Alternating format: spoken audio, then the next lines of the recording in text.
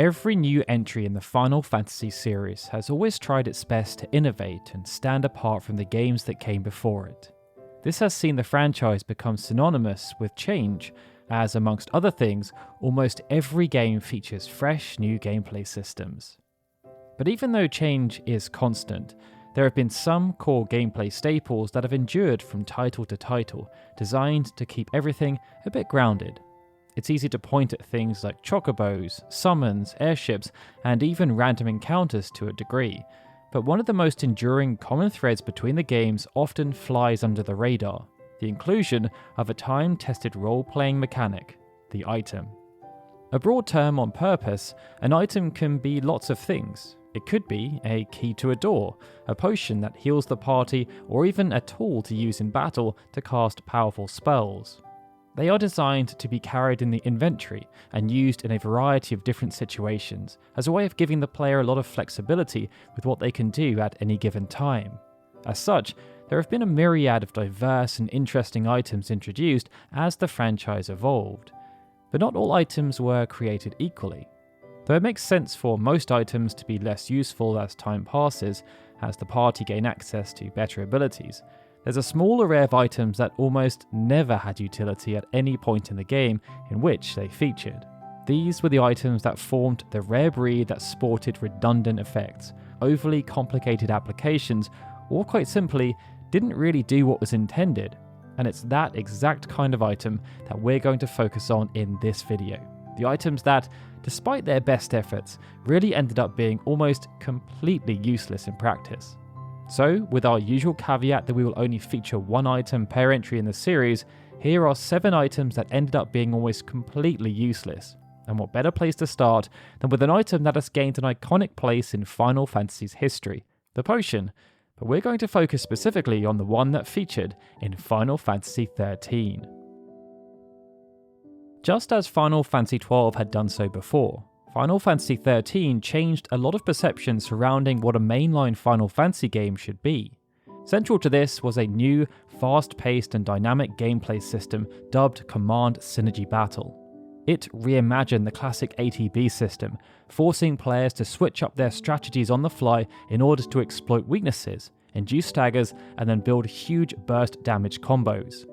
This shift in focus resulted in a much tankier and harder hitting bestiary than had previously been seen in the franchise. To balance this out, players only had to worry about their HP when in combat, as they were fully healed between each fight, and the MP system for spells was completely abandoned, putting the focus solely on the lightning-fast combat system as opposed to resource management.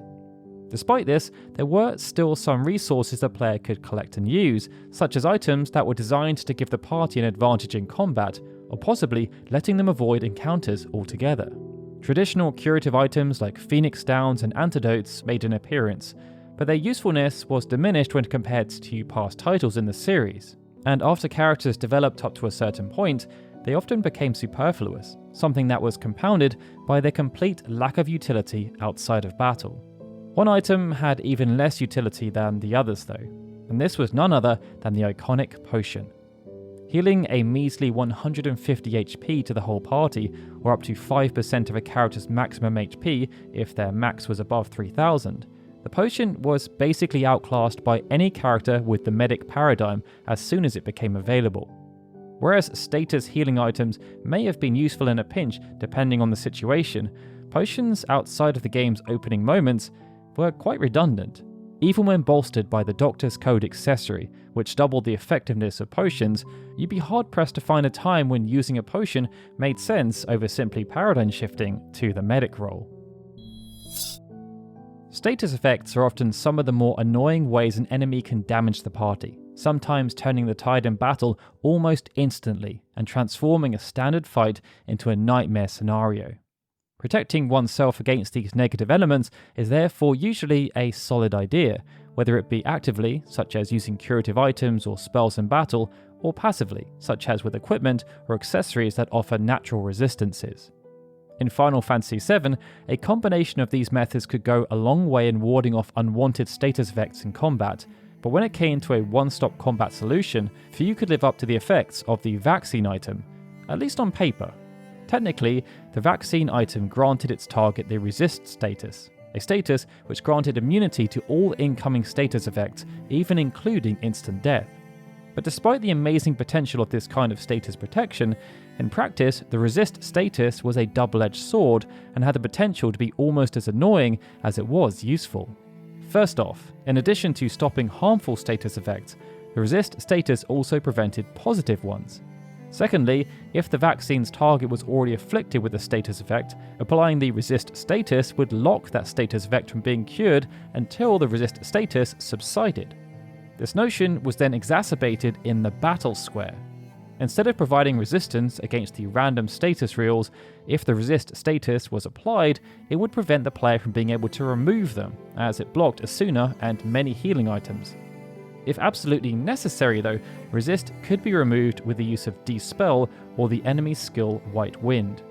Due to its temperamental nature, it means the vaccine item's utility was often eclipsed by preventive accessories like the ribbon or by a quick cast of Asuna. And when taking into consideration that it was also quite a rare item to find and was unable to be purchased anywhere in-game, it should be no surprise that despite its genuinely incredible effect, the vaccine just wasn't a very practical item and featured an extremely limited use case. Now, as Final Fantasy worlds are often large, sometimes it's quite useful to have a map to hand to make sure you're confidently navigating towards your next key objective. In more recent entries, this is much easier due to a combination of detailed maps, quest markers, and built-in fast travel. But in the earlier days of the franchise, knowing where to go could sometimes prove to be a rather frustrating affair. In Final Fantasy IV, for example, if the player wanted to view the world map to get their bearings, they would have to use either the Sight spell, which cost MP, or the Gnomish Bread, which was a usable item that had exactly the same effect as casting Sight.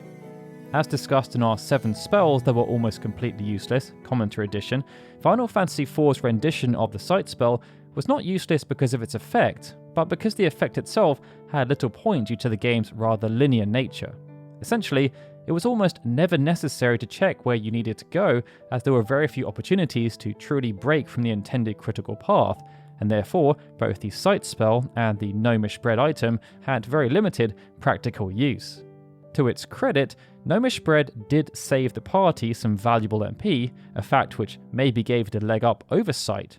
But seeing as future releases and remasters of Final Fantasy IV opted instead for the inclusion of a built-in world map, the Gnomish Bread would end up becoming even more useless than it was before.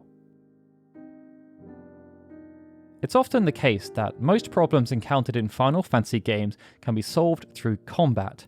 However, there are occasionally times when the best strategy is a hasty retreat. Across the series, making use of the run command, a teleportation spell, or manually fleeing has often been enough to bring combat to an end.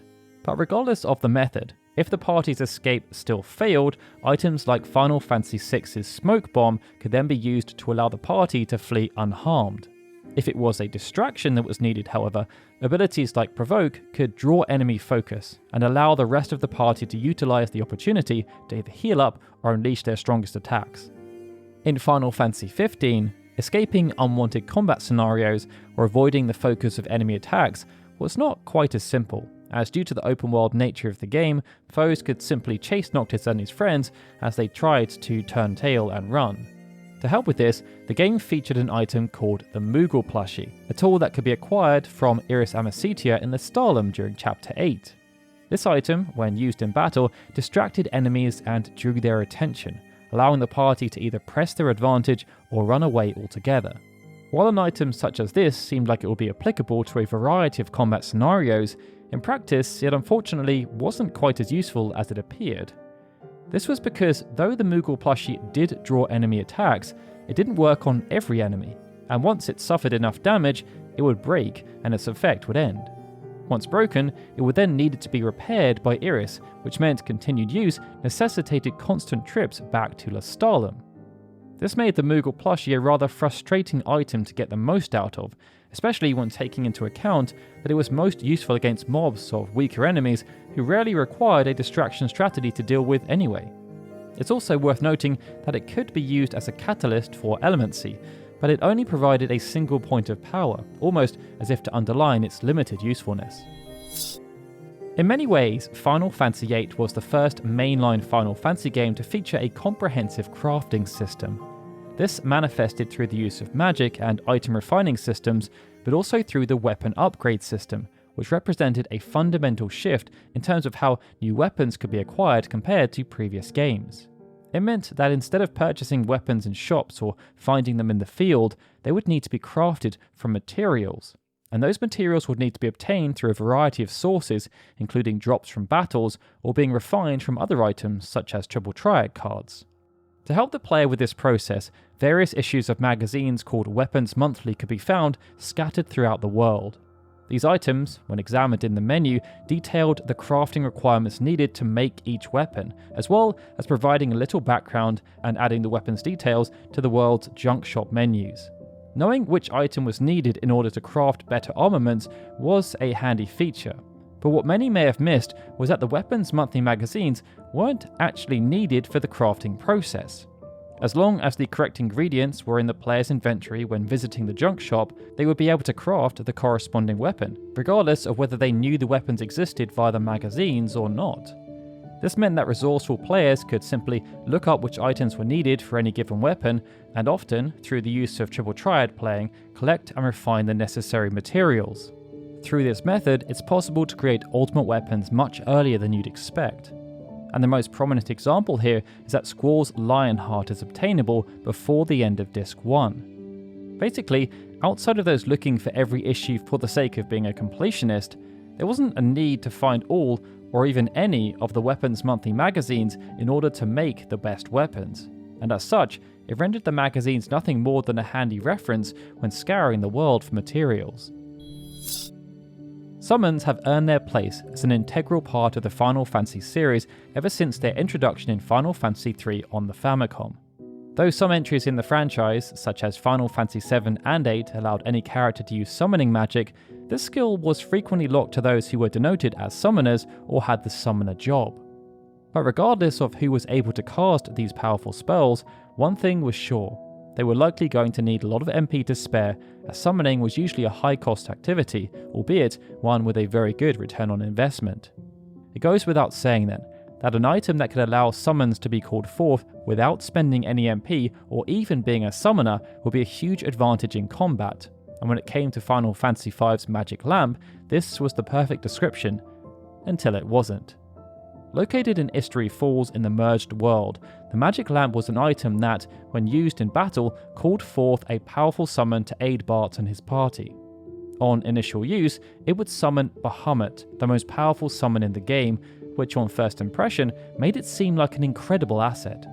With each successive use, however, the summon called forth would decrease in power until, after 13 uses, it would proceed to summon Chocobo over and over again until it reached a total of 32 uses.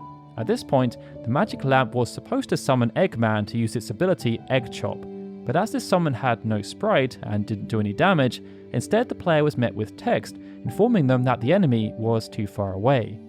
The Magic Lamp would then stay in this state indefinitely, essentially drained of its power.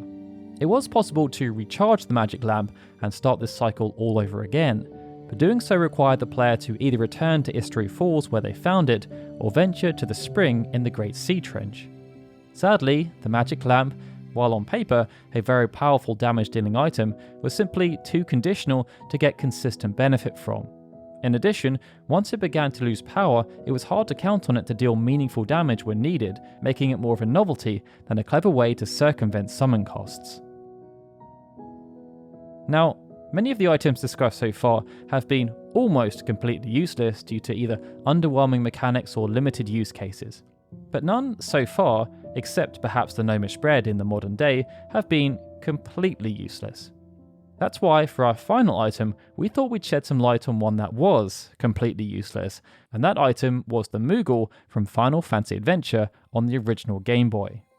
This game, which was known as Seiken Densetsu, Final Fantasy Gaiden in Japan, would go on to serve as the first game in the Mana franchise, and its gameplay style was akin to The Legend of Zelda, albeit fused with Final Fantasy elements. Like The Legend of Zelda, this meant Final Fantasy Adventure was home to a host of items meant to help the player on their quest, such as power-ups, offensive items, and the usual selection of curatives, but the Moogle item had no use whatsoever. The Moogle's intended use was as a quick curative for the Moogle status. Should the player be afflicted with this status, they will be transformed into a Moogle, having their defense stat drop to 0 and being restricted from using all their actions except movement. This made the status quite horrible, so having a cure was rather necessary. However, when in the Moogle state, the player was unable to use items, which meant that they were unable to actually use the Moogle item to cure the status it was intended to cure. And due to this, the Moogle item was useless. It literally couldn't be used in the one instance it was created for. And at its worst, it cost the player 120 GP to purchase. A charitable interpretation of its inclusion is that it was a representation of the mischievous nature of Moogles, but that might be giving this oversight a little too much credit.